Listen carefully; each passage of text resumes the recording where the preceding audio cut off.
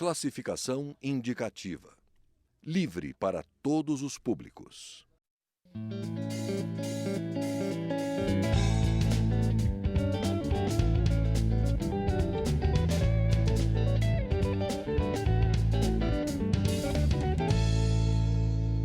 Olá. A cada 4 minutos, uma mulher é atendida em serviços do Sistema Único de Saúde em decorrência da violência. A maior parte dessas pessoas tem entre 12 e 17 anos.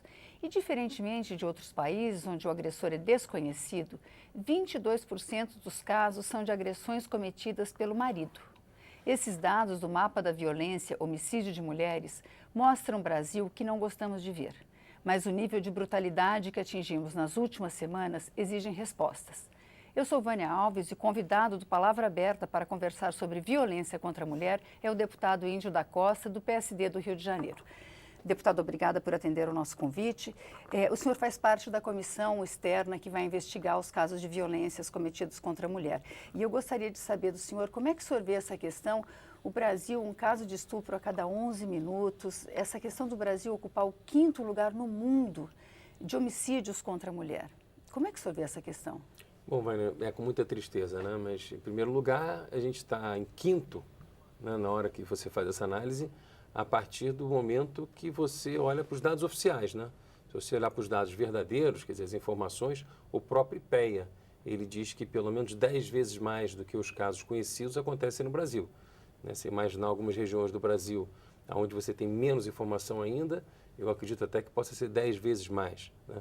A situação é grave, a mulher é vítima, ela naturalmente tem menos força do que o homem, né? Pararam de trabalhar esse dado, quer dizer, na própria escola você não tem um trabalho cultural, digamos assim, de preparar essa relação, trabalhar essa relação do garoto com a garota. Eu acho que isso tudo começa na infância mesmo, né? Com o exemplo que se vê em casa, mas também com aquilo que se aprende nas escolas.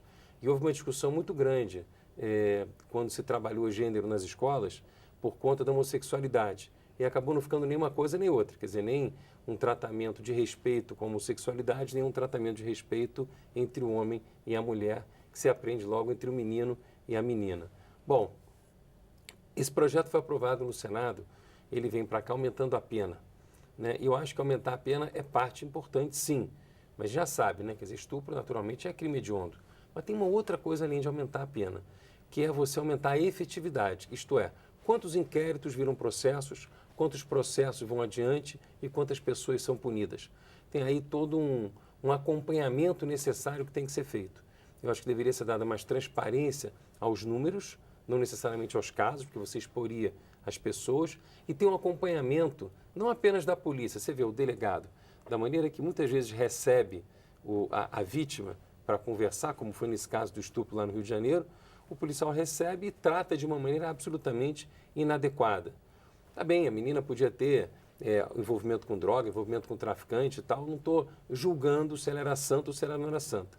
Daí a ser estuprada é uma coisa completamente diferente, ainda mais de forma coletiva, né? Acabou com a vida dessa menina, ela vai ter que sumir, ou se ela ficar agora por conta dela ter, do vídeo ter sido exposto, dessa confusão toda, ela vai ser assassinada, né? Quer dizer, pelo menos esse é o medo que a família tem. E ela vai embora, abandona os amigos, abandona a família, abandona a vida toda que ela levava, para virar uma pessoa que, aos 16 anos de idade, uma foragida, uma fugitiva, né? Então a situação ela é delicada, ela é muito grave, e uma coisa que me assusta muito é saber que a maioria dos casos acontece em casa, né? Quer dizer, o marido com a mulher, o pai com a filha, o padrasto com a enteada, né? O irmão com a irmã, o irmão de um casamento, meio-irmão, digamos assim, né? Agora, e com violência, e uma violência que muitas vezes você tem um assédio físico, né? Quer dizer, o estupro, né? E você tem um assédio moral, que esse é permanente, né? Ah, porque estava com saia curta, ela estava pedindo. Quer dizer, isso é uma barbárie, né? É uma maneira muito machista de ver o mundo. Parece que a polícia tem um certo receio de interferir, ou não sei se receio, deputado. Como é que você vê essa questão? Parece que o delegado, ele recebe a denúncia, mas fala, não, mas é o pai, deve estar exagerando. Será que a polícia não age com pouca firmeza nesses casos? Recebe a denúncia e não se mexe? Sei lá, se não tem um certo machismo ao ver essa denúncia? Não, tem muito machismo, né? O que eu acho, aí eu volto àquela questão que eu estava falando do respeito, né? Que começa na infância. Na verdade, o Brasil tem uma cultura machista, essa cultura ela precisa ser trabalhada e as pessoas têm que entender que o respeito à mulher é primário. Nos Estados Unidos, que tem casos também de estupro, mas quando uma pessoa é pega numa situação parecida com essa, que aconteceu há pouco tempo aqui, que a gente viu esse estupro coletivo, é todo mundo preso imediatamente, não tem discussão, tá certo? Aqui no Brasil fica como você está falando, quer dizer, será que pode, será que não pode? Será que não foi? Imagina, uma vez uma pessoa que foi vítima conversou comigo e ela disse que a conversa com a polícia foi assim, o policial disse assim, mas será que você não está exagerando? Será que isso não foi um ato de amor e você não percebeu? Ela saiu de lá e falou, bom, esse como é que chama, o delegado lá, ele deve praticar na casa dele, né? Eu me lembro aqui dentro, nessa casa, a decisão que eu tomei para lutar na defesa do Ficha Limpa, e escrevi um projeto similar 2 anos antes, foi em 2008, foi quando um deputado do Nordeste entrou no plenário, pegou o microfone e defendeu a pedofilia. Disse que na terra dele o sexo era feito com amor. E amor não é estupro. E não sendo estupro, esse negócio de pedofilia era uma besteira. Então você vê só como é que é a cabeça, né? E dizer, gente, tem que acabar com isso. Eu fui descobrir que ele tinha vários crimes de pedofilia, com algumas condenações. Daí que eu resolvi, bom, então quem está condenado não devia poder ser candidato.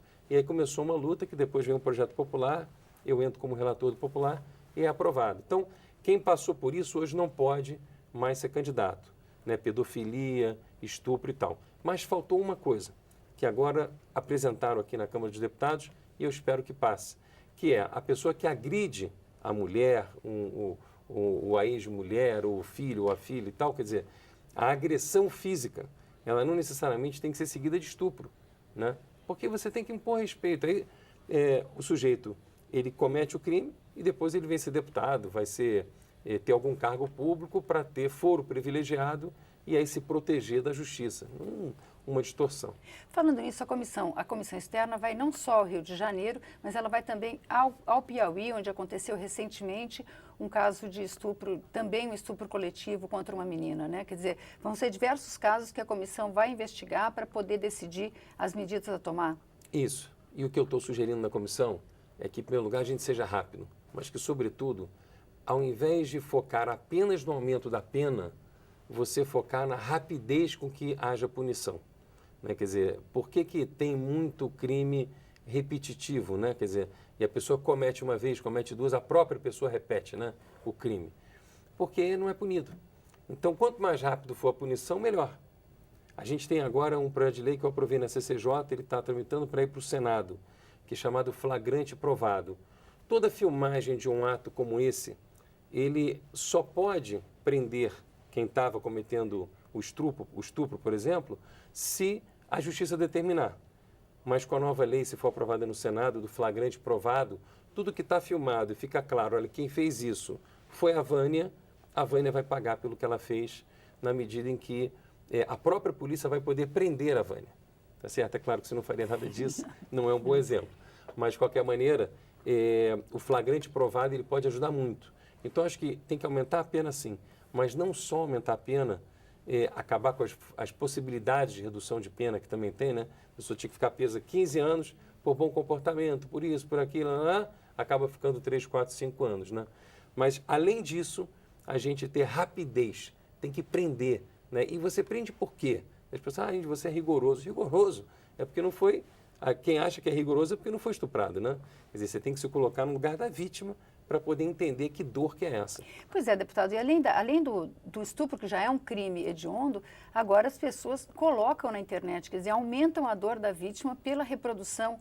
Até a última vez que eu vi, foram mais de 3.000 reproduções que foram denunciadas às redes que trabalham com esse tipo de repressão, esse tipo de crime. Quer dizer, a previsão também de uma punição especial, de um aumento de pena por esse tipo de... Como é que o senhor vê essa questão? Sim, a gente está colocando, incluindo esses crimes cibernéticos na lei. Quer dizer, a ideia, já tem projeto de lei tramitando aqui na casa, e a ideia é a gente aproveitar esse projeto e inserir nele o aumento da pena para a divulgação do ato criminoso. Quer dizer, já tem um ato criminoso, que é o estupro, e a divulgação seria um outro crime que também teria uma pena adicional para evitar esse tipo de divulgação. E a senhora acredita que isso possa andar rapidamente aqui na Câmara? Existe alguma previsão? Sim, o ideal era que a gente não mexesse no projeto, porque ele vindo do Senado, aprovou na Câmara, vai para a Presidência da República sancionar. Acontece que aí você não poderia incluir a questão cibernética, né? Você não poderia incluir também o acompanhamento do inquérito que vira processo, processo que é punido, que não é.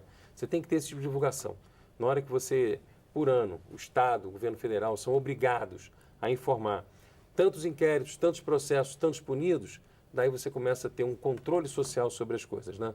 Eu acho que a transparência ela pode não só reduzir a corrupção no Brasil, como ela também, com certeza, ela pode reduzir e muito esses crimes que são cometidos na medida em que o Estado passa a ser controlado e pressionado pela sociedade. Quando não tem número, como é que a sociedade vai pressionar?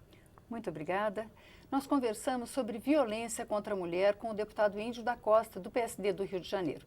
Se você quiser rever ou compartilhar este ou outros programas, vá à nossa página câmara.leg.br/palavra aberta. Nós também estamos no YouTube. Obrigada pela audiência e até a próxima.